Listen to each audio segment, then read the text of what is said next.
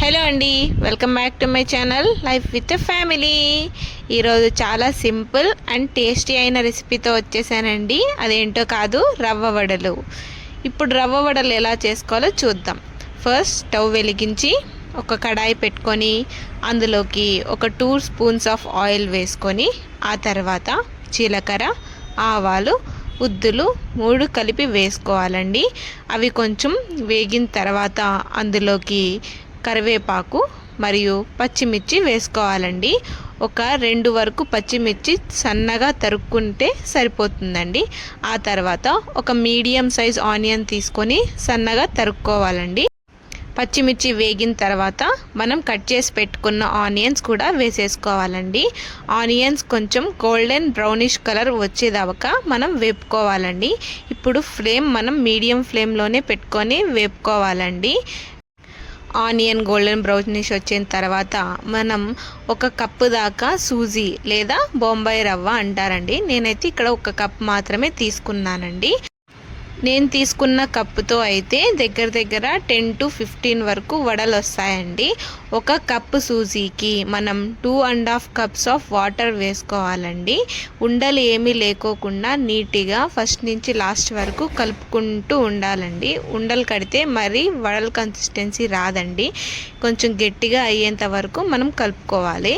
Water వేసుకున్న వెంటనే మనం సాల్ట్, మన రుచికి తగినట్లు మనం సాల్ట్ ఇంకా పెప్పర్ వేసుకుంటున్నానండి. నేను ఇక్కడ కారం అనేది యూజ్ చేయట్లేదండి. ఎందుకంటే మనం పచ్చిమిర్చి అనేది వేసుకున్నాం కాబట్టి నేను పెప్పరే వేసుకుంటున్నానండి.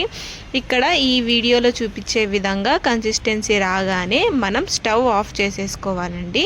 అది కొంచెం చల్లారడానికి పెట్టిన తర్వాత ఇంకొక స్టవ్ మీద మనం ఒక ప్యాన్ తీసుకొని అందులోకి కొద్దిగా ఆయిల్ వేసుకొని ఆయిల్ కాగే లోపల మనం తయారు చేసుకొని పెట్టుకున్నాం కదండి బాంబే రవ్వ మిక్స్, వాటిని ఇప్పుడు మనం వడల షేప్లోకి ఒత్తుకోవాలండి.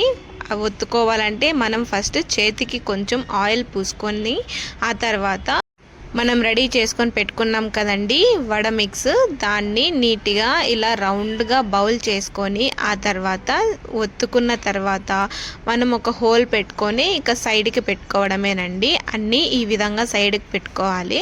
అవి కొద్దిగా ఆరాలండి, ఎందుకంటే మనం ఆయిల్లో వేసిన తర్వాత విరిగిపోకూడదు కదండి, అందుకు కొద్దిసేపు ఆరబెట్టుకోవాలి.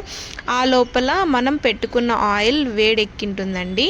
ఇప్పుడు ఒక్కొక్కటిగా తీసుకొని వేసుకోవాలి. ఫస్ట్ ఒక 5 minutes దాకా మనం కదిలించకూడదండి. ఆ తర్వాత కొంచెం గోల్డెన్ బ్రౌనిష్ కలర్ వచ్చిన తర్వాత తిప్పేసుకోవాలి. ఇటు సైడ్ కూడా రెండో వైపు కూడా గోల్డెన్ బ్రౌనిష్ కలర్ వచ్చిన తర్వాత ఇంకా మనం ఆయిల్లో నుంచి తీసేసుకోవడమేనండి. అంతేనండి, అయిపోయినట్లే మన రవ్వ వడలు. నా రెసిపీ మీకు నచ్చినట్లయితే please like, share and subscribe to my channel life with a family. ఇక్కడ మనం వడలు మేమైతే టమాటో కెచప్ ఇంకా మయోనీస్తో అయితే తింటున్నామండి.